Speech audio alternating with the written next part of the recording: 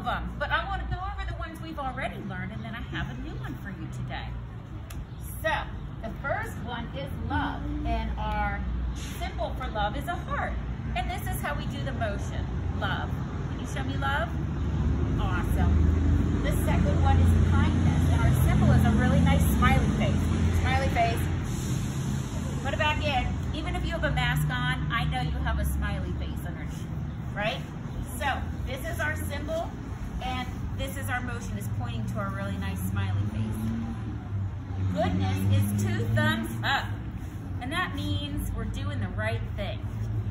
And then finally, the last one we learned was self-control. So we put out our hand to say stop. This is a stop sign. We say stop. When we have to make a choice that's kind of tough, we need to stop, think, make a good choice, and go. But today, we have a new fruit of the Spirit to talk about. And the one today is joy. So when I come to teach you guys, it brings me so much joy. It makes me really happy to teach you about God and Jesus and the Bible.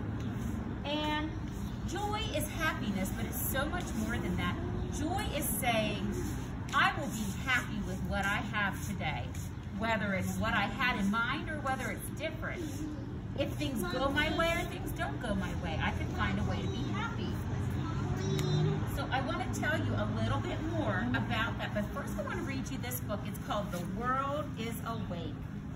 And this book has so many things in it that talk about joy, the joy that we have. This is called a celebration of everyday blessings. And I'm going to turn this way so that everybody can see. This is the day that the Lord has made. A butterfly floats through the sun and the shade, and the dragonflies flit past the flowers and trees, and the grasshoppers hop in the soft morning breeze. And the bees, busy bees, are buzzing today, and the ladybugs call them to come out and play. That looks like a pretty day. It does look like a pretty day, doesn't it? Well, just look at the sunrise that's painted the sky, and look at the songbirds all starting to fly. The world is awake. It's a wonderful place, alive with God's power and good with His grace.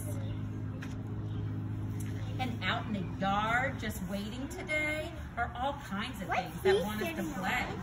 The gifts of the Lord are found everywhere, and all I can see is just like a prayer. So much creation, happy and good, even the rocks would sing if they could. Oh my goodness. Look at this rainbow. Wow. You see that rainbow? So it says, it's a praise of the Lord that the trees grow so tall, and the grass grows so green, and the flowers all call. They say, look at us, God dressed us up too. We're like a great sweeping rainbow and skies wrapped in blue, like water and sunshine and summer days too. All, of course, you, beautiful you. Are you beautiful too? You sure are. And later today, what shall we do? Well, I know. Let's take a trip to the zoo. Ooh. See that bear over there? Just trying to snooze despite all the noise of the noisy kangaroos. And the slippery otters, they're swimming along, and the playful coyotes are howling a song. All the animals, they seem happy too. What are coyotes? They're kind of animal at the zoo. Yeah. Maybe sometimes in Like the wild.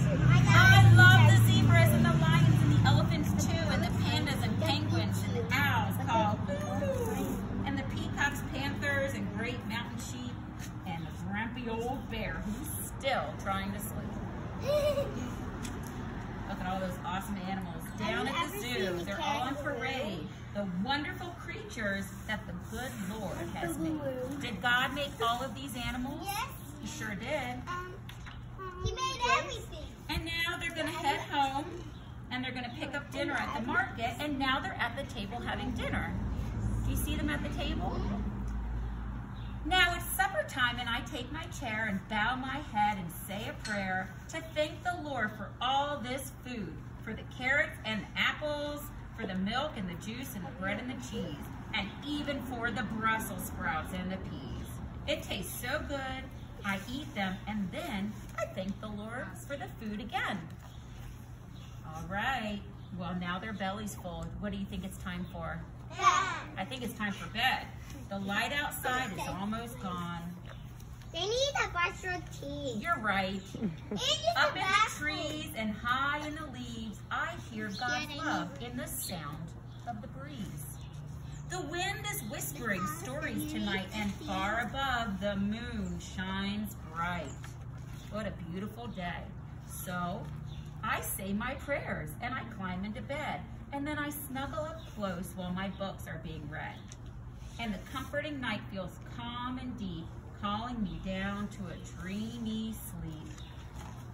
Calling me down to a dreamy sleep. Do you think that was a happy day? I think that was a really happy day. I think that day was full of joy. But here's the crazy thing about joy. Joy is a choice that we make. It comes from God, and it's a choice we can make. So let's say that instead of it being a sunny, sunshiny day, let's say it rained instead, and they didn't get to go to the zoo that day. Do you think they could still have joy? Yes, because we don't only have to have joy when things are perfect and things go our way. We can have joy anytime. So maybe it rained that day when they went to the zoo, and maybe they didn't go to the zoo. Maybe they stayed home, and instead they put on their rain boots and their raincoat. Maybe they went out and splashed in the puddles. It doesn't always have to be sunny and perfect to have joy. We find the joy because God sends it to us. And then we grow that joy and we share it with other people. Right? Now, do we always have to be happy and have joy?